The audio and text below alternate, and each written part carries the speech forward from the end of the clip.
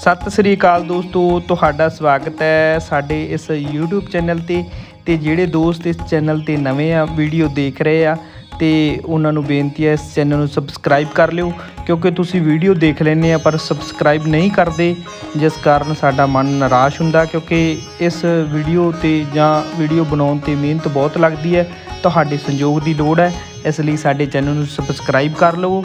तो ये वीडियो के विच असीं गुरुद्वारा दाता बंदी छोड़ गुरुद्वारा साहिब जी का पूरा इतिहास उत्थों के ग्रंथी सिंघां तो सरवण करवावांगे। इस वीडियो नूं टाइम कढ के देखियो ते स्किप ना करियो, अगे ना नगायो। तो आजो आपां चलदे हां हुण पूरी वीडियो दे वल।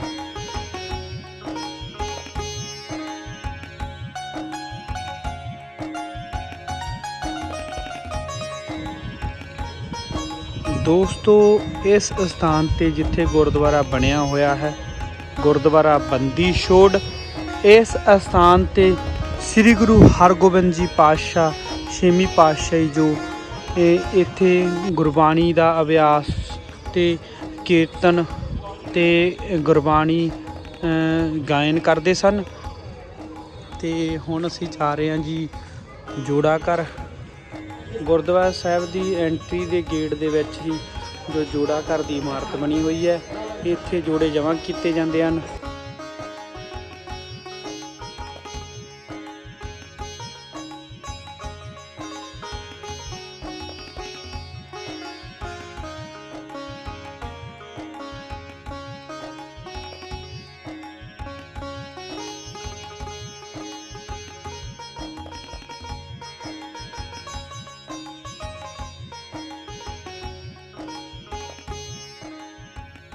वाहिगुरु जी का खालसा वाहिगुरु जी की फतेह। गुरु प्यारी साध संगत जीओ, जिस स्थान दे आप जी दर्शन कर रहे हो, ये पावन स्थान गुरुद्वारा दाता बंदी छोड़ साहिब किला ग्वालियर दे उपर स्थित है। गुरमुख प्यारिओ, इस स्थान का जिहड़ा इतिहास है, इस स्थान ते गुरु हरगोबिंद साहब महाराज सच्चे पातशाह जी के पावन चरण पए ने। सतगुरु सच्चे पातशाह जी के इत्थे आउण का जिहड़ा कारण बनता है, सतगुरु सच्चे पातशाह अमृतसर साहिब की धरती ते जदों श्री अकाल तख्त साहिब की स्थापना की, सतगुरु सच्चे पातशाह जी ने चंगे शस्त्र, चंगे घोड़े, चंगियां जवानियां भेंट करन वास्ते कहा, और अकाल तख्त साहिब ते ढाडी वारां दा जिहड़ा 20 80 वारां दा गायन होण लग्या। उस वक्त दे सूहियां ने जाके झूठियां रिपोर्टां जिहड़ियां ओह बादशाह जहांगीर नूं दित्तियां कि तेरे राज भाग नूं खतरा है। बादशाह जहांगीर जिहड़ा बहुत चलाक बादशाह सी, उसने उस वक्त टक्कर ना लई, उस वक्त संदेशा भेजा किंच वेग ते वजीर खान के हथ कि मैं आप जी के दर्शन करने चाहुंदा है। सतगुरु सच्चे पातशाह जिस वक्त दिल्ली आए, उन्हें गल्लां गल्लां दे विच सारे सवाल पूछने चाहे कि मेरे राज भाग नूं कोई खतरा तो नहीं है, मेरे राज भाग नूं कोई किसी किस्म का खतरा ना होवे। सतगुरु सच्चे पातशाह जी के बचनों तो फिर उन्होंने पता लग्या कि मेरे राज भाग नूं जिहड़ा इस गल का कोई भी खतरा नहीं है। सतगुरु सच्चे पातशाह जी उस स्थान ते रहिंदे ने, दिल्ली के स्थान ते। अगले दिन दिल्ली की धरती के उत्ते एक खूनखार शेर जिहड़ा रहिंदा है, वो कई जानां जिहड़ियां लै चुक्या है। बादशाह जहांगीर सतगुरु सच्चे पातशाह गुरु हरगोबिंद साहब महाराज सच्चे पातशाह शिकार वास्ते जांदे ने। बादशाह जहांगीर हाथी के उत्ते बैठा, सामने खूनखार शेर जिहड़ा बाहर निकलदा है। उस वक्त बादशाह जहांगीर बहुत ज़्यादा डर गया। गुरु हरगोबिंद साहब महाराज सच्चे पातशाह नूं बेनती कर लगा, सतगुरु सच्चे पातशाह मेरा हाथी डरदा किते भज ना जावे, मेरी सवारी जिहड़ी उत्ते कंब रही है, गुरदेव पातशाह कृपा करो, अज मेरी जान बख्श दिओ, अज मैनूं इस शेर तो बचाओ। गुरु हरगोबिंद साहब महाराज जी ने आख्या तेरे कोले खानदानी तलवारीए ने, बाबर दे समय तो तुहाडे घर च तलवार चलदी आई, अज खानदानी तलवारीआ कोई बाहर कढ। उस वक्त बादशाह जहांगीर ने आख्या खानदानी तलवारीए इहदे अगे नाकाम ने, सतगुरु मेरी जान बख्श दे। गुरु हरगोबिंद साहब महाराज सच्चे पातशाह जी ने जाके उस शेर का शिकार किया है, बादशाह जहांगीर की उस वक्त जान बचाई है। और बादशाह जहांगीर उस दिन तो सतगुरां का सेवक बन गया। जदों सेवक बन गया तो जिहड़ा चंदू है, आप जी ने इतिहास श्रवण किया है कि चंदू की बेटी का रिश्ता गुरु हरगोबिंद साहब महाराज जी नूं कीता सी। चंदू ने माड़े बचन बोले ने कि चबारे की इट मोरी नूं लाई है, इस करके जिहड़ा रिश्ता दिल्ली की सिख संगत ने आख्या सी कि रिश्ता असीं स्वीकार नहीं करते। वो मन दे विच रोस है, गुस्सा है। उन्हें ये सोचा सी कि गुरु हरगोबिंद साहब महाराज सच्चे पातशाह जी नूं मैं कैद करवावांगा, पर वो नीति दे विच सफल ना हुंदा दिसिया। उन्हें फिर एक योजना बनाई है। योजना के तहत ਇੱਕ ਨਜ਼ੂਮੀ ਨੂੰ ਤਿਆਰ ਕਰਦਾ ਹੈ ਕਿ ਤੂੰ ਬਾਦਸ਼ਾਹ ਨੂੰ ਜਿਹੜਾ ਉਹ ਵਹਿਮ ਪਾ ਦੇ, ਕਿਸੇ ਵੀ ਤਰੀਕੇ ਦੇ ਨਾਲ ਤੈਨੂੰ ਹੀਰੇ ਜਵਾਹਰਾਤ ਦੇਵਾਂਗਾ, ਤੈਨੂੰ ਮੋਹਰਾਂ ਦੇਵਾਂਗਾ। ਤੂੰ ਬਾਦਸ਼ਾਹ ਨੂੰ ਵਹਿਮ ਪਾ ਦੇ ਕਿ ਤੇਰੇ ਤੇ ਜਿਹੜੀ ਉਹ 60 ਸਤੀ ਆਉਣ ਵਾਲੀ ਹੈ। ਤੇ ਜਦੋਂ ਬਾਦਸ਼ਾਹ ਦਾ ਉਪਾਅ ਪੁੱਛੇਗਾ ਤੇ ਉਹਨੂੰ ਕਹਿ ਦੇ ਹਿੰਦੁਸਤਾਨ ਦਾ ਕੋਈ ਤਪਸਵੀ ਸਾਧੂ ਮੇਰੇ ਲਈ 40 ਦਿਨ ਗਵਾਲੀਅਰ ਦੇ ਕਿਲੇ ਦੇ ਵਿੱਚ ਤਪ ਕਰੇ ਤਾਂ ਤੇਰੀ 60 ਸਤੀ ਜਿਹੜੀ ਉਹ ਟਲ ਸਕਦੀ ਹੈ। ਤੇ ਜਦੋਂ ਤਪ ਦੀ ਗੱਲ ਆਵੇਗੀ ਫਿਰ ਗੁਰੂ ਹਰਗੋਬਿੰਦ ਸਾਹਿਬ ਮਹਾਰਾਜ ਜੀ ਦਾ ਨਾਮ ਜਿਹੜਾ ਉਹ ਲਿਆ ਜਾਵੇਗਾ। ਨਜੂਮੀ ਅਗਲੇ ਦਿਨ ਹੀ ਆ ਕੇ ਬਾਦਸ਼ਾਹ ਦੇ ਦਰਬਾਰ ਦੇ ਵਿੱਚ ਦੁਆ ਸਲਾਮ ਕੀਤੀ ਹੈ। ਬਾਦਸ਼ਾਹ ਜਹਾਂਗੀਰ ਨੂੰ ਕਹਿਣ ਲੱਗਾ, ਮੇਰੀ ਪੱਤਰੀ ਮੁਤਾਬਕ, ਮੇਰੇ ਰਾਹੂ ਤੇ ਕੇਤੂ ਮੁਤਾਬਕ ਮੇਰੀ ਪੱਤਰੀ ਕਹਿੰਦੀ ਹੈ ਕਿ ਤੇਰਾ ਜਿਹੜਾ ਰਾਜ ਭਾਗ ਹੈ ਕੁਝ ਦਿਨਾਂ ਦੇ ਵਿੱਚ ਖਤਮ ਹੋਣ ਵਾਲਾ, ਤੇਰੇ ਤੇ ਜਿਹੜੀ 60 ਸਤੀ ਆਉਣ ਵਾਲੀ ਹੈ। ਬਾਦਸ਼ਾਹ ਇੱਕਦਮ ਤਰਬਕਿਆ, ਭੈਭੀਤ ਹੋ ਗਿਆ। ਉਹਨੇ ਪੁੱਛਿਆ ਕਿ ਇਹਦਾ ਉਪਾਅ ਕੀ ਹੈ, ਕੀ ਹੋ ਸਕਦਾ ਹੈ। ਨਜੂਮੀ ਨੇ ਆਖਿਆ ਕਿ ਹਿੰਦੁਸਤਾਨ ਦਾ ਕੋਈ ਤਪਸਵੀ ਸਾਧੂ ਤੇਰੇ ਲਈ 40 ਦਿਨ ਗਵਾਲੀਅਰ ਦੇ ਕਿਲੇ ਦੇ ਵਿੱਚ ਇਬਾਦਤ ਕਰੇ ਤਾਂ ਤੇਰੀ 60 ਸਤੀ ਟਲ ਸਕਦੀ ਹੈ। ਫਿਰ ਉਹਨੇ ਪੁੱਛਿਆ ਇਸ ਗੱਲ ਨੂੰ ਕਿ ਹਿੰਦੁਸਤਾਨ ਦਾ ਕੋਈ ਤਪਸਵੀ ਸਾਧੂ ਜਿਹੜਾ ਉਹ ਕਿਹੜਾ ਹੋ ਸਕਦਾ ਹੈ। ਉਸ ਵਕਤ ਪਹਿਲਾਂ ਦੀ ਵਿਉਂਤ ਦੇ ਅਨੁਸਾਰ, ਪਹਿਲਾਂ ਦੀ ਯੋਜਨਾ ਦੇ ਅਨੁਸਾਰ ਉਹਨਾਂ ਨੇ ਗੁਰੂ ਹਰਗੋਬਿੰਦ ਸਾਹਿਬ ਮਹਾਰਾਜ ਸੱਚੇ ਪਾਤਸ਼ਾਹ ਜੀ ਦਾ ਜਿਹੜਾ ਨਾਮ ਲਿਆ ਕਿ ਗੁਰੂ ਨਾਨਕ ਸਾਹਿਬ ਮਹਾਰਾਜ ਸੱਚੇ ਪਾਤਸ਼ਾਹ ਜੀ ਦੀ ਗੱਦੀ ਦੇ 6ਵੇਂ ਵਾਰਸ਼ 6ਵੀਂ ਜੋਤ ਗੁਰੂ ਹਰਗੋਬਿੰਦ ਸਾਹਿਬ ਮਹਾਰਾਜ ਸੱਚੇ ਪਾਤਸ਼ਾਹ ਜੀ ਤੁਹਾਡੇ ਕੋਲੇ ਆਏ ਨੇ। ਇਹਨਾਂ ਨਾਲੋਂ ਜਿਹੜਾ ਵੱਡਾ ਤਪਸਵੀ ਸਾਧੂ ਉਹ ਕਿਹੜਾ ਹੋ ਸਕਦਾ ਹੈ। ਬਾਦਸ਼ਾਹ ਜਹਾਂਗੀਰ ਨੇ ਗੁਰੂ ਹਰਗੋਬਿੰਦ ਸਾਹਿਬ ਮਹਾਰਾਜ ਜੀ ਦੇ ਅੱਗੇ ਬੇਨਤੀ ਕੀਤੀ, ਗੱਲ ਦੇ ਵਿੱਚ ਪੱਲਾ ਪਾ ਕੇ, ਸਤਿਗੁਰ ਸੱਚੇ ਪਾਤਸ਼ਾਹ ਮੇਰੇ ਰਾਜ ਭਾਗ ਨੂੰ ਖਤਰਾ ਹੈ। 40 ਦਿਨ ਮੇਰੇ ਲਈ ਗਵਾਲੀਅਰ ਦੇ ਕਿਲੇ ਦੇ ਅੰਦਰ ਇਬਾਦਤ ਜੇ ਆਪ ਜੀ ਕਰੋ, ਮੇਰਾ ਰਾਜ ਭਾਗ ਜਿਹੜਾ ਬਚ ਸਕਦਾ ਹੈ। ਸਤਿਗੁਰ ਸੱਚੇ ਪਾਤਸ਼ਾਹ ਨੇ ਬਚਨ ਕੀਤੇ, ਤੇਰੇ ਰਾਜ ਭਾਗ ਨੂੰ ਖਤਰਾ ਨਹੀਂ ਹੈ, ਤੇਰੇ ਤੇ 60 ਸਤੀ ਨਹੀਂ ਆਈ, 60 ਸਤੀ ਕਿਸੇ ਹੋਰ ਦੇ ਉੱਤੇ ਆਈ ਹੈ।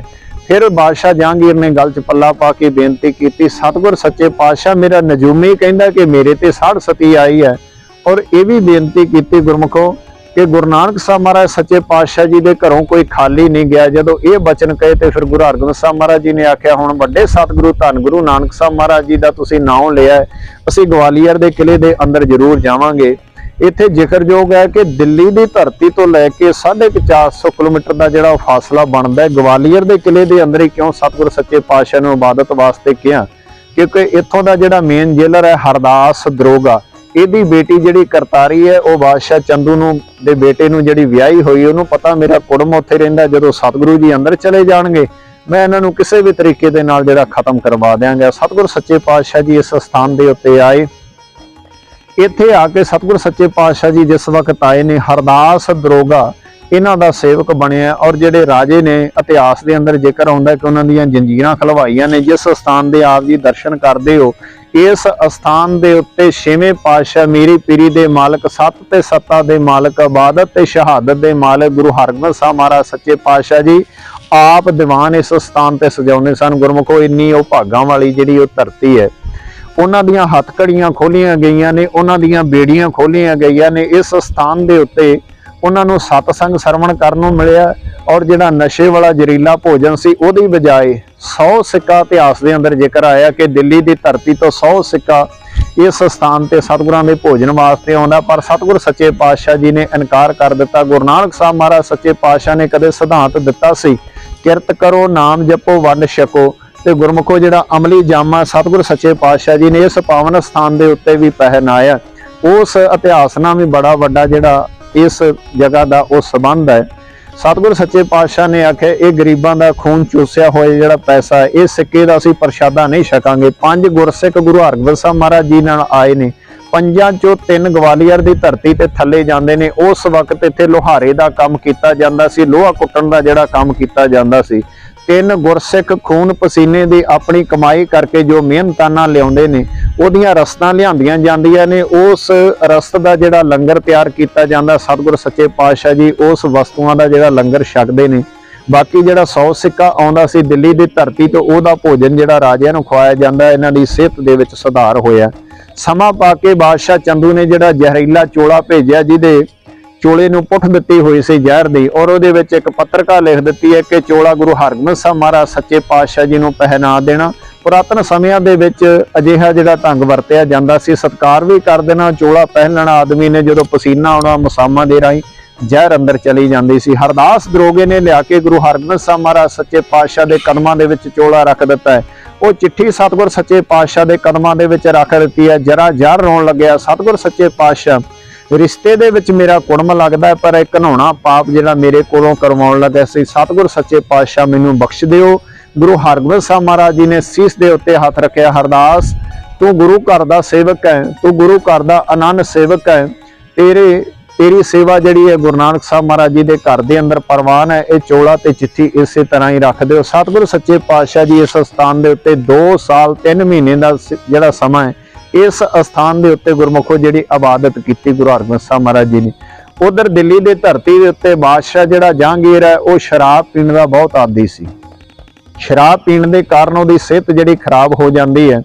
ਉਹਦੀ ਬੇਗਮ ਜਿਹੜੀ ਨੂਰਜਹਾਂ ਹੈ, ਉਹ ਪੀਰਾਂ ਫਕੀਰਾਂ ਨੂੰ ਬਹੁਤ ਮੰਨਦੀ ਹੈ। ਉਸ ਵਕਤ ਜਦੋਂ ਦਿੱਲੀ ਦੀ ਧਰਤੀ ਤੇ ਜਾਣੇ, ਨਿਜ਼ਾਮੁਦੀਨ ਔਲੀਏ ਦੀ ਇੱਕ ਦਰਗਾਹ ਆਉਂਦੀ ਹੈ। ਉਸ ਦਰਗਾਹ ਦੇ ਉੱਤੇ ਉਸ ਵਕਤ ਜਿਨ੍ਹਾਂ ਸੱਚਖੰਡ ਸ੍ਰੀ ਹਰਮੰਦਰ ਸਾਹਿਬ ਦੀ ਨੀਂਹ ਰੱਖੀ, ਸਾਈਂ ਮੀਆਂ ਮੀਰ ਜੀ ਉਸ ਸਥਾਨ ਦੇ ਉੱਤੇ ਆਏ ਸਨ। ਇਹ ਨੂਰਜਹਾਂ ਆਪਣੇ ਪਤੀ ਨੂੰ ਲੈ ਕੇ ਉਸ ਸਥਾਨ ਤੇ ਪਹੁੰਚਦੀ ਆ। ਸਾਈਂ ਮੀਆਂ ਮੀਰ ਦੇ ਅੱਗੇ ਗਲ ਦੇ ਵਿੱਚ ਪੱਲਾ ਪਾ ਕੇ ਬੇਨਤੀ ਕੀਤੀ, ਸਾਈਂ ਜੀ ਮੇਰਾ ਪਤੀ ਜਿਹੜਾ ਉਹ ਆਖਰੀ ਸਾਹਾਂ ਦੇ ਉੱਤੇ ਹੈ, ਆਪ ਅੱਲਾ ਦੇ ਅੱਗੇ ਦੁਆ ਕਰੋ ਕਿ ਮੇਰੇ ਪਤੀ ਦੀ ਸਿਹਤ ਦੇ ਵਿੱਚ ਜਿਹੜਾ ਸੁਧਾਰ ਆ ਜਾਵੇ, ਮੇਰੇ ਪਤੀ ਨੂੰ ਸਿਹਤਯਾਬੀ ਮਿਲ ਜਾਵੇ। ਤੇ ਉਸ ਵਕਤ ਸਾਈਂ ਮੀਆਂ ਮੀਰ ਜੀ ਨੇ ਬਚਨ ਕੀਤਾ ਸੀ, ਜਦੋਂ ਅਸੀਂ ਅੱਲਾ ਦੀ ਦਰਗਾਹ ਦੇ ਵਿੱਚ ਬੇਨਤੀ ਕਰਦੇ ਹਾਂ, ਉਸ ਵਕਤ ਗੁਰੂ ਹਰਗੋਬਿੰਦ ਸਾਹਿਬ ਮਹਾਰਾਜ ਸੱਚੇ ਪਾਤਸ਼ਾਹ ਜੀ ਦਾ ਸਾਨੂੰ ਦਰਸ਼ਨ ਦੀਦਾਰ ਹੁੰਦਾ ਹੈ। ਜੋ ਤੇਰੇ ਪਤੀ ਨੇ 40 ਦਿਨ ਬੇਨਤੀ ਕਰਕੇ ਗਵਾਲੀਅਰ ਦੇ ਕਿਲੇ ਦੇ ਅੰਦਰ ਭੇਜਿਆ ਸੀ, ਔਰ ਅੱਜ 2 ਸਾਲ 3 ਮਹੀਨੇ ਦਾ ਸਮਾਂ ਜਿਹੜਾ ਬਤੀਤ ਹੋ ਗਿਆ। ਇੱਕਦਮ ਤਰਪਿਆ ਬਾਦਸ਼ਾਹ ਕਹਿੰਦਾ ਮੇਰੇ ਕੋ ਪੀਰ ਜੀ ਬਹੁਤ ਵੱਡੀ ਗਲਤੀ ਹੋ ਗਈ ਹੈ। ਉਸ ਵਕਤ ਪੱਤਰ ਲਿਖਿਆ। ਇੱਕ ਇਤਿਹਾਸ ਗੁਰਮੁਖੋ ਇਹਦੇ ਵਿੱਚ ਸ਼ੇਰਾਂ ਦਾ ਵੀ ਆਉਂਦਾ ਹੈ ਕਿ ਸ਼ੇਰ ਇਹਦੀ ਛਾਤੀ ਤੇ ਚੜ੍ਹਦੇ ਨੇ, ਡਰ ਗਿਆ ਸੀ। 2 ਤਰ੍ਹਾਂ ਦੇ ਇਤਿਹਾਸ ਆਉਂਦੇ ਨੇ। ਉਸੇ ਵਕਤ ਇਹਨੇ ਪੱਤਰ ਲਿਖਿਆ ਗਵਾਲੀਅਰ ਦੀ ਇਸ ਧਰਤੀ ਦੇ ਉੱਤੇ ਕਿ ਸਤਿਗੁਰ ਸੱਚੇ ਪਾਤਸ਼ਾਹ ਜੀ ਤੋਂ ਮੈਂ ਦੋਵੇਂ ਹੱਥ ਜੋੜ ਕੇ ਜਿਹੜੀ ਮਾਫੀ ਮੰਗਦਾ ਹਾਂ। ਸਤਿਗੁਰ ਸੱਚੇ ਪਾਤਸ਼ਾਹ ਜੀ ਨੂੰ ਛੇਤੀ ਤੋਂ ਛੇਤੀ ਗਵਾਲੀਅਰ ਦੇ ਕਿਲੇ ਤੋਂ ਦਿੱਲੀ ਦੀ ਧਰਤੀ ਤੇ ਲਿਆਂਦਾ ਜਾਵੇ। ਮੈਂ ਦਰਸ਼ਨ ਦੀਦਾਰ ਮਾਲਕ ਦੇ ਜਿਹੜੇ ਉਹ ਕਰਨੇ ਚਾਹੁੰਦਾ। ਉਹ ਪੱਤਰਕਾ ਇਸ ਸਥਾਨ ਦੇ ਉੱਤੇ ਪਹੁੰਚਦੀ ਹੈ। ਜਦੋਂ ਸਤਿਗੁਰ ਸੱਚੇ ਪਾਤਸ਼ਾਹ ਨੇ ਇਸ ਦੀਵਾਨ ਦੇ ਵਿੱਚ ਉਹ ਪੱਤਰਕਾ ਪੜ੍ਹੀ ਗਈ, ਗੁਰੂ ਹਰਗੋਬਿੰਦ ਸਾਹਿਬ ਮਹਾਰਾਜ ਸੱਚੇ ਪਾਤਸ਼ਾਹ ਜੀਓ ਛੇਤੀ ਤੋਂ ਛੇਤੀ ਆ ਕੇ ਦਿੱਲੀ ਦੀ ਧਰਤੀ ਤੇ ਮੈਨੂੰ ਦਰਸ਼ਨ ਦੀਦਾਰੇ ਦਿਓ। ਜਦੋਂ ਚਿੱਠੀ ਪੜ੍ਹੀ ਗਈ ਹੈ ਗੁਰਮੁਖੋ, ਜਿਹੜੀਆਂ 52 ਜਾਨਾਂ ਸਨ, ਜਿਹੜੀਆਂ ਸਦਾ ਲਈ ਇੱਥੇ ਹੀ ਸੌਂ ਜਾਣੀਆਂ ਸਨ, ਜਿਨ੍ਹਾਂ ਦੀਆਂ ਕਦੀ ਹੱਡੀਆਂ ਵੀ ਬਾਹਰ ਨਹੀਂ ਗਈਆਂ, ਉਹਨਾਂ ਦੇ ਅੱਖਾਂ ਦੇ ਵਿੱਚ ਅਥਰੂ ਆਏ ਨੇ। ਗੁਰੂ ਹਰਗੋਬਿੰਦ ਸਾਹਿਬ ਮਹਾਰਾਜ ਸੱਚੇ ਪਾਤਸ਼ਾਹ ਜੀ ਨੂੰ ਬੇਨਤੀ ਕਰਨ ਲੱਗੇ, ਗੁਰਦੇਵ ਪਾਤਸ਼ਾਹ ਆਪ ਚਲੇ ਜਾਓਗੇ, ਸਾਡੀਆਂ ਪੈੜਾਂ ਦੇ ਵਿੱਚ ਫੇਰ ਬੇੜੀਆਂ ਜਿਹੜੀਆਂ ਆ ਜਾਣਗੀਆਂ, ਸਾਡੇ ਹੱਥਾਂ ਦੇ ਵਿੱਚ ਹੱਥ ਘੜੀਆਂ ਦੁਬਾਰਾ ਆ ਜਾਣਗੀਆਂ, ਸਾਡੀ ਹੱਡੀ ਵੀ ਇੱਥੋਂ ਬਾਹਰ ਨਹੀਂ ਜਾਏਗੀ, ਸਾਨੂੰ ਸਲੋ ਪੋਇਜ਼ਨ ਜਿਹੜੀ ਉਹ ਦੁਬਾਰਾ ਦਿੱਤੀ ਜਾਏਗੀ। ਗੁਰੂ ਨਾਨਕ ਸਾਹਿਬ ਮਹਾਰਾਜ ਜੀ ਦੇ ਘਰ ਦੇ ਵਿੱਚੋਂ ਕੋਈ ਖਾਲੀ ਨਹੀਂ ਗਿਆ। ਸਤਿਗੁਰ ਸੱਚੇ ਪਾਤਸ਼ਾਹ ਸਾਡੀ ਜਾਨ ਬਖਸ਼ਾ ਦਿਓ। ਸਤਿਗੁਰ ਸੱਚੇ ਪਾਤਸ਼ਾਹ ਨੇ ਇਸ ਸਥਾਨ ਦੇ ਉੱਤੇ ਗੁਰਮੁਖੋ ਇੱਕ ਬਚਨ ਤੁਸੀਂ ਪੜ੍ਹਦੇ ਹੋ।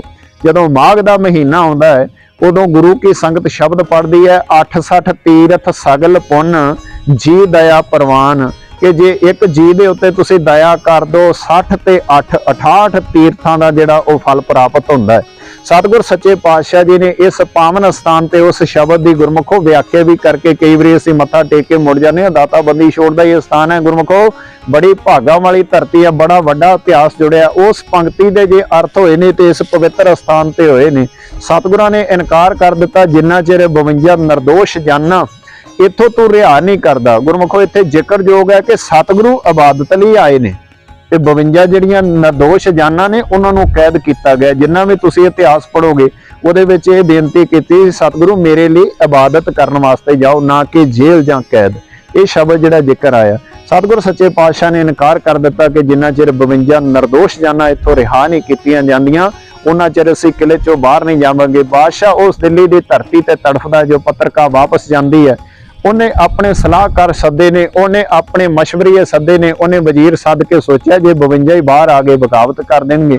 ਉਹਨਾਂ ਚੋਂ ਇੱਕ ਨੇ ਸਲਾਹ ਦਿੱਤੀ, ਕਹਿੰਦਾ ਰਾਜਪੂਤ ਹਿੰਦੂ ਰਾਜੇ ਨੇ, ਇਹ ਕਦੀ ਕਿਸੇ ਦਾ ਪੱਲਾ ਨਹੀਂ ਫੜਦੇ, ਕਦੀ ਕਿਸੇ ਦੇ ਅੱਗੇ ਭੀਖ ਨਹੀਂ ਮੰਗਦੇ। ਬਾਦਸ਼ਾਹ ਲਿਖ ਕੇ ਭੇਜ ਦੇ, ਜਿਹੜੇ ਸਤਿਗੁਰੂ ਗੁਰੂ ਹਰਗੋਬਿੰਦ ਸਾਹਿਬ ਮਹਾਰਾਜ ਜੀ ਦਾ ਪੱਲਾ ਫੜ ਕੇ ਬਾਹਰ ਆ ਜਾਣ, ਉਹਨੇ ਆ ਸਕਦੇ ਨੇ। ਪੱਤਰਕਾ ਇੱਥੇ ਪਹੁੰਚਦੀ ਹੈ, ਚਿੱਠੀ ਏਲਚੀ ਦੇ ਹੱਥ ਇੱਥੇ ਪਹੁੰਚਦੀ ਹੈ। ਜਦੋਂ ਚਿੱਠੀ ਪੜ੍ਹੀ ਗਈ, ਪਰ ਉਹ ਰਾਜਪੂਤ ਰਾਜੇ ਨੇੜੇ ਹੁਣ ਗੁਰੂ ਹਰਗੋਬਿੰਦ ਸਾਹਿਬ ਮਹਾਰਾਜ ਸੱਚੇ ਪਾਤਸ਼ਾਹ ਦੇ ਜਿਹੜੇ ਸੇਵਕ ਬਣ ਚੁੱਕੇ ਨੇ। ਸਤਿਗੁਰਾਂ ਨੇ 52 ਕਲੀਆਂ ਵਾਲਾ ਜਿਹੜਾ ਉਹ ਚੋਲਾ ਸਲਮਾਇਆ।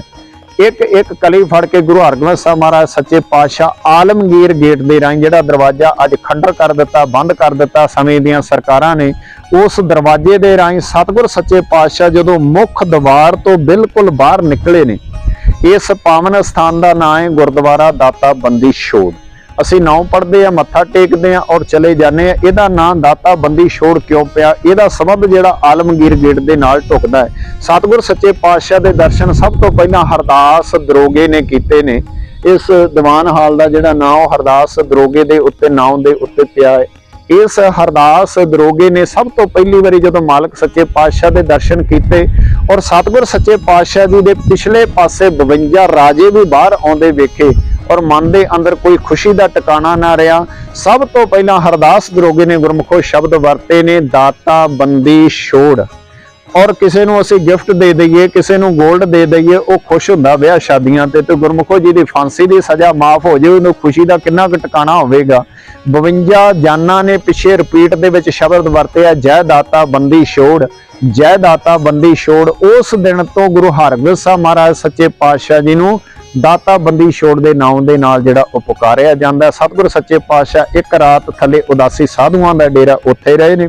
ਉੱਥੇ ਵਿਸ਼ਰਾਮ ਕਰਕੇ ਸਤਿਗੁਰਾਂ ਨੇ ਖੜਾਵਾਂ ਦਿੱਤੀਆਂ ਨੇ। ਉਹਦੇ ਤੋਂ ਬਾਅਦ ਦਿੱਲੀ, ਜਦੋਂ ਦਿੱਲੀ ਦੀ ਧਰਤੀ ਤੇ ਜਾਂਦੇ ਨੇ, ਸਤਿਗੁਰ ਸੱਚੇ ਪਾਤਸ਼ਾਹ ਜੀ ਨੂੰ ਬਾਦਸ਼ਾਹ ਜਹਾਂਗੀਰ ਨੇ ਆਪਣੇ ਆਸਣ ਤੋਂ ਉੱਚਾ ਚੰਦਨ ਦੀ ਚੌਂਕੀ ਤੇ ਬਿਠਾਇਆ। ਸਤਿਗੁਰ ਸੱਚੇ ਪਾਤਸ਼ਾਹ ਜੀ ਨੇ ਇਹਨਾਂ ਦਾ ਰਾਜ ਭਾਗ ਜਿਹੜਾ ਉਹ ਵਾਪਸ ਦਿਵਾਇਆ।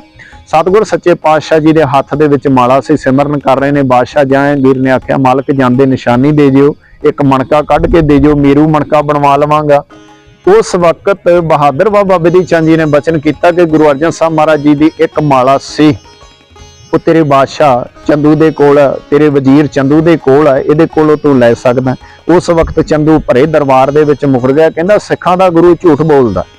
ਇਹ ਸਿੱਖਾਂ ਦੇ ਜਿਹੜੇ ਗੁਰੂ ਦੇ ਜਿਹੜੇ ਸੇਵਕ ਨੇ ਝੂਠ ਬੋਲਦੇ ਨੇ। ਚੰਦੂ ਦੇ ਘਰ ਦੀ ਤਲਾਸ਼ੀ ਲਈ ਹੈ, ਮਾਲਾ ਨਿਕਲ ਆਈ ਹੈ। ਉਸ ਵਕਤ ਗੁਰੂ ਹਰਗੋਬਿੰਦ ਸਾਹਿਬ ਮਹਾਰਾਜ ਜੀ ਦਾ ਬਚਨ ਪੂਰਾ ਹੋਇਆ। ਸਤਿਗੁਰਾਂ ਨੇ ਆਖਿਆ ਸੀ, ਬਾਦਸ਼ਾਹ ਸਾੜ ਸਤੀ ਤੇਰੇ ਤੇ ਨਹੀਂ ਕਿਸੇ ਹੋਰ ਤੇ ਆਉਣ ਵਾਲੀ ਹੈ। ਜਦੋਂ ਜਹਾਂਗੀਰ ਨੂੰ ਪਤਾ ਲੱਗਿਆ ਮੇਰਾ ਭਰੋਸੇਯੋਗ ਜਿਹੜਾ ਵਜ਼ੀਰ ਹੈ ਉਹ ਇੰਨਾ ਚਲਾਕ ਨਿਕਲਿਆ, ਉਸੇ ਵਕਤ ਉਹ ਬਾਦਸ਼ਾਹ ਨੇ ਆਖਿਆ ਇਹ ਤੁਹਾਡਾ ਦੋਸ਼ੀ ਹੈ। ਬਹਾਦਰ ਬਾਬਾ ਬਿਧੀ ਚੰਦ ਜੀ ਨੇ ਨੱਕ ਦੇ ਵਿੱਚ ਨਕੇਲ ਪਾਈ ਹੈ, ਜਿੱਦਾਂ ਪਸ਼ੂਆਂ ਤੇ ਡੰਗਰਾਂ ਨੂੰ ਪਾਈ ਜਾਂਦੀ ਹੈ। ਇਸੇ ਤਰ੍ਹਾਂ ਹੀ ਛਿੱਤਰਾਂ ਦੀ ਮਾਰ ਪੈਂਦੀ ਹੈ ਔਰ ਲਾਹੌਰ ਦੀ ਧਰਤੀ ਤੇ ਜਾ ਕੇ ਉਹ ਮਾਰਿਆ ਜਾਂਦਾ। ਗੁਰੂ ਹਰਗੋਬਿੰਦ ਸਾਹਿਬ ਮਹਾਰਾਜ ਸੱਚੇ ਪਾਤਸ਼ਾਹ ਦਿੱਲੀ ਤੋਂ ਚੱਲੇ, ਅੰਮ੍ਰਿਤਸਰ ਸਾਹਿਬ ਦੀ ਧਰਤੀ ਤੇ ਪਹੁੰਚਦੇ ਨੇ, ਜਿਸ ਦਿਨ ਆਪਾਂ ਦੀਵਾਲੀ ਸ਼ਬਦ ਕਹਿੰਦੇ ਆ, ਅਸਲ ਦੇ ਵਿੱਚ ਸ਼ਬਦ ਹੈ ਬੰਦੀ ਛੋੜ ਦਿਵਸ। ਉਸ ਦਿਨ ਗੁਰੂ ਹਰਗੋਬਿੰਦ ਸਾਹਿਬ ਮਹਾਰਾਜ ਸੱਚੇ ਪਾਤਸ਼ਾਹ ਜੀ ਉੱਥੇ ਪਹੁੰਚਦੇ ਨੇ। ਉਸ ਦਿਨ ਕੜਾਹ ਪ੍ਰਸ਼ਾਦ ਦੀ ਦੇਗ ਬਾਬਾ ਬੁੱਢਾ ਸਾਹਿਬ ਜੀ ਦੀ ਅਗਵਾਈ ਦੇ ਵਿੱਚ ਘਿਓ ਦੇ ਦੀਪ ਜਲਾਏ ਗਏ ਔਰ ਰੱਬੀ ਬਾਣੀ ਦਾ ਕੀਰਤਨ ਸੱਚਖੰਡ ਸ੍ਰੀ ਹਰਿਮੰਦਰ ਸਾਹਿਬ ਦੀ ਉਹ ਧਰਤੀ ਦੇ ਉੱਤੇ ਹੋਇਆ। ਇਸ ਅਸਥਾਨ ਤੋਂ 1 ਮਹੀਨਾ ਪਹਿਲਾਂ ਚੱਲਦੇ ਨੇ। ਅੱਸੂ ਦੇ ਮਹੀਨੇ ਦੇ ਵਿੱਚ ਇੱਥੇ ਅਸਥਾਨ ਦੇ ਉੱਤੇ ਗੁਰਮਤਿ ਸਮਾਗਮ ਮਨਾਏ ਜਾਂਦੇ ਨੇ ਔਰ ਬੰਦੀ ਛੋੜ ਵਾਲਾ ਦਿਵਸ ਜਿਹਨੂੰ ਦੀਵਾਲੀ ਕਿਹਾ ਜਾਂਦਾ, ਉਸ ਦਿਨ ਸੱਚਖੰਡ ਸ੍ਰੀ ਹਰਿਮੰਦਰ ਸਾਹਿਬ ਜਿਹੜਾ ਉਹ ਦੀਪਮਾਲਾ ਕਰਕੇ ਕੜਾਹ ਪ੍ਰਸ਼ਾਦ ਦੀ ਦੇਗ ਰੱਬੀ ਬਾਣੀ ਦਾ ਜਿਹੜਾ ਉਹ ਕੀਰਤਨ ਹੁੰਦਾ ਹੈ। ਤੀਜਾ ਇਤਿਹਾਸ ਗੁਰਮੁਖੋ ਇਸੇ ਸਥਾਨ ਦੇ ਨਾਲ ਸ਼ਬਦ ਚੌਂਕੀ ਦਾ ਜੁੜਿਆ। ਜਿਸ ਵਕਤ ਗੁਰੂ ਹਰਗੋਬਿੰਦ ਸਾਹਿਬ ਮਹਾਰਾਜ ਸੱਚੇ ਪਾਤਸ਼ਾਹ ਇੱਥੇ ਨੇ, ਬਾਬਾ ਬੁੱਢਾ ਸਾਹਿਬ ਜੀ, ਭਾਈ ਗੁਰਦਾਸ ਜੀ, ਸਿੱਖ ਸੰਗਤਾਂ ਉੱਥੋਂ ਸ਼ਬਦ ਚੌਂਕੀ ਦੇ ਰੂਪ ਦੇ ਵਿੱਚ ਇੱਥੇ ਆਉਂਦੀਆਂ ਨੇ। ਢੋਲਕੀਆਂ ਦੇ ਨਾਲ, ਚਿਮਟਿਆਂ ਦੇ ਨਾਲ, ਛੈਣਿਆਂ ਦੇ ਨਾਲ ਕੀਰਤਨ ਕਰਦੀਆਂ ਪੈਦਲ ਇੱਥੇ ਆਉਂਦੀਆਂ ਨੇ ਔਰ ਪੈਦਲ ਹੀ ਵਾਪਸ ਜਾਂਦੀਆਂ ਨੇ। ਅੱਜ ਗੁਰਪੁਰਬਾਂ ਦੇ ਆਪਾਂ ਸ਼ਬਦ ਚੌਂਕੀ ਕੱਢਦੇ ਹਾਂ। ਸਾਡੇ ਨੌਜਵਾਨ ਬੱਚਿਆਂ ਨੂੰ ਪੁੱਛਿਆ ਜਾਵੇ ਕਿ ਸ਼ਬਦ ਚੌਂਕੀ ਰਮਤਾ ਕਿੱਥੋਂ, ਕਹਿੰਦੇ ਸਾਨੂੰ ਇਸ ਗੱਲ ਦਾ ਨਹੀਂ ਪਤਾ ਜੀ, ਸ਼ਬਦ ਪੜ੍ਹੇ ਜਾ ਰਹੇ ਨੇ। ਉਸ ਸ਼ਬਦ ਚੌਂਕੀ ਦਾ ਜਿਹੜਾ ਇਤਿਹਾਸ ਹੈ ਉਹ ਵੀ ਇਸ ਪਾਵਨ ਸਥਾਨ ਦੇ ਨਾਲ ਜੁੜਿਆ। ਬੰਦੀ ਛੋੜ ਦਿਵਸ ਜਿਹਨੂੰ ਦੀਵਾਲੀ ਕਿਹਾ ਜਾਂਦਾ ਹੈ, ਉਸ ਪਾਵਨ ਇਤਿਹਾਸ ਜਿਹੜਾ ਉਹ ਵੀ ਇਸ ਪਾਵਨ ਸਥਾਨ ਦੇ ਨਾਲ ਜਿਹੜਾ ਜੁੜਿਆ। ਇਸ ਸਥਾਨ ਦੀ ਜਿਹੜੀ ਗੁਰਮੁਖੋ ਆਰੰਭਤਾ ਹੈ 1968 ਦੇ ਵਿੱਚ ਸਿੱਖ ਸੰਗਤ ਦੀ ਬੇਨਤੀ ਦੇ ਉੱਤੇ ਖਡੂਰ ਸਾਹਿਬ ਦੀ ਧਰਤੀ ਤੋਂ ਬਾਬਾ ਉੱਤਮ ਸਿੰਘ ਜੀ ਕਾਰ ਸੇਵਾ ਵਾਲੇ ਉਹਨਾਂ ਨੇ ਇੱਥੋਂ ਦੀ ਸੰਗਤ ਦੇ ਸਹਿਯੋਗ ਦੇ ਨਾਲ ਜਿਹੜੀ ਉਹ ਆਰੰਭਤਾ ਕੀਤੀ ਸੀ। ਬੜੀਆਂ ਮੌਕੇ ਦੀਆਂ ਸਰਕਾਰਾਂ ਨੇ ਜਿਹੜੀਆਂ ਰੁਕਾਵਟਾਂ ਪਾਈਆਂ ਨੇ ਔਰ ਸਮੇਂ-ਸਮੇਂ ਦੇ ਉੱਤੇ ਕੇਸ ਵੀ ਲਾਏ, ਸੇਵਾਦਾਰਾਂ ਨੂੰ ਫੜ ਕੇ ਵੀ ਲੈ ਕੇ ਜਾਂਦਾ ਰਿਹਾ। ਗੁਰਮੁਖੋ ਦਰਸ਼ਨ ਕਰਾ ਦਿਓ, 6 ਮੰਜ਼ਿਲੀ ਗੁਰੂ ਹਰਗੋਬਿੰਦ ਸਾਹਿਬ ਮਹਾਰਾਜ ਜੀ ਦਾ ਸਥਾਨ ਹੈ। ਜਦੋਂ ਇੱਥੇ 2 ਮੰਜ਼ਿਲੀ ਬਿਲਡਿੰਗ ਤਿਆਰ ਹੋਈ, ਉਸ ਵਕਤ ਰੁਕਾਵਟਾਂ ਖੜੀਆਂ ਕਰ ਦਿੱਤੀਆਂ ਕਿ ਪੁਰਾਤਨ ਵਿਭਾਗ ਕਹਿੰਦਾ ਕਿ ਪੁਰਾਣੀਆਂ ਇਮਾਰਤਾਂ ਲਾਗੇ ਨਵੀਂ ਉਸਾਰੀ ਤੁਸੀਂ ਨਹੀਂ ਕਰ ਸਕਦੇ। ਉਸ ਵਕਤ ਬੇਨਤੀਆਂ ਕਰਨ ਤੇ ਸਰਕਾਰ ਜਿਹੜੀ ਬਾਜ਼ ਨਹੀਂ ਹੈਗੀ। ਉਸ ਵਕਤ ਸਿੱਖ ਸੰਗਤ ਦੇ ਵੱਲੋਂ ਫੈਸਲਾ ਕੀਤਾ ਗਿਆ ਕਿ ਸਰਕਾਰ ਜਿਹੜੀ ਉਹ 2 ਮੰਜ਼ਿਲੀ ਬਿਲਡਿੰਗ ਨਹੀਂ ਬਣਾਉਣ ਦਿੰਦੀ ਔਰ ਗੁਰੂ ਹਰਗੋਬਿੰਦ ਸਾਹਿਬ ਮਹਾਰਾਜ ਜੀ ਦਾ ਸਥਾਨ ਹੈ, 6 ਮੰਜ਼ਿਲੀ ਜਿਹੜਾ ਇਹ ਬਿਲਡਿੰਗ ਜਿਹੜੀ ਤਿਆਰ ਕੀਤੀ ਜਾਵੇਗੀ। 6 ਮੰਜ਼ਿਲੀ ਜਿਹੜੀ ਉਹ ਬਿਲਡਿੰਗ ਤਿਆਰ ਕੀਤੀ ਗਈ। ਸਮੇਂ-ਸਮੇਂ ਤੇ ਜਿਹੜੀਆਂ ਇੱਥੇ ਉਹ ਰੁਕਾਵਟਾਂ ਜਿਹੜੀਆਂ ਪਾਈਆਂ ਗਈਆਂ ਔਰ ਸਤਿਗੁਰ ਸੱਚੇ ਪਾਤਸ਼ਾਹ ਦੀ ਰਹਿਮਤ ਦੇ ਨਾਲ ਰੁਕਾਵਟਾਂ ਦੂਰ ਹੋਈਆਂ ਨੇ। ਅੱਜ ਗੁਰੂ ਕੀ ਸੰਗਤ ਦੇ ਸਹਿਯੋਗ ਦੇ ਨਾਲ, ਗੁਰੂ ਕੀ ਸੰਗਤਾਂ ਦੇ ਦਸਵੰਧ ਦੇ ਨਾਲ ਇਹ ਪਾਵਨ ਸਥਾਨ ਬਣਿਆ। ਇੱਥੇ ਸੋਨੇ ਦੀਆਂ ਸਵਾਵਾਂ ਵੀ ਚੱਲੀਆਂ, ਪੱਥਰ ਦੀਆਂ ਸਵਾਵਾਂ ਚੱਲੀਆਂ, ਇੱਥੇ ਇਮਾਰਤਾਂ ਤਿਆਰ ਨੇ। ਹੁਣ ਸੰਪਰਦਾਇਕਾਰ ਸੇਵਾ ਖਡੂਰ ਸਾਹਿਬ, ਉਹ ਸੰਪਰਦਾ ਦੇ ਮੁੱਖ ਸੇਵਾਦਾਰ ਬਾਬਾ ਸੇਵਾ ਸਿੰਘ ਜੀ ਔਰ ਸੰਗਤਾਂ ਦੇ ਸਹਿਯੋਗ ਦੇ ਨਾਲ ਇੱਥੇ ਸੇਵਾਵਾਂ ਚੱਲ ਰਹੀਆਂ ਨੇ।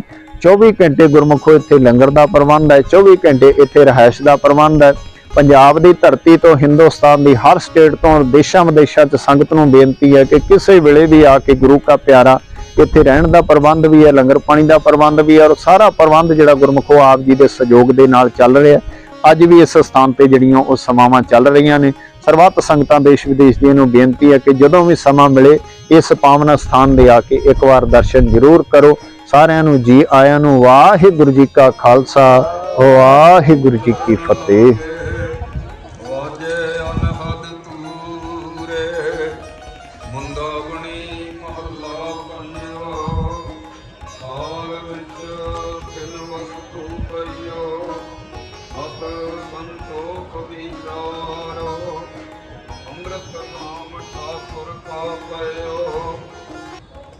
जिसका सबसे आधार जे को खावे जे को पुंचे जिसका होए उधार।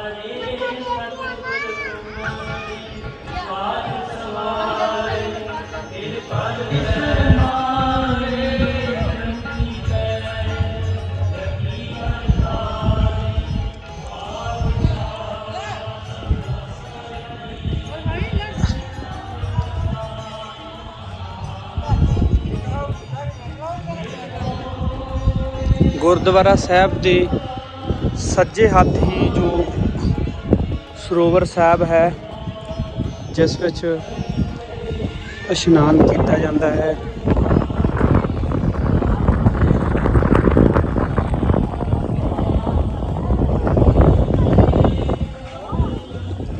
ਸਰੋਵਰ ਸਾਹਿਬ ਗੁਰਦੁਆਰਾ ਸਾਹਿਬ ਤੋਂ ਕਾਫੀ ਨੀਵਾਂ ਬਣਿਆ ਹੋਇਆ ਹੈ।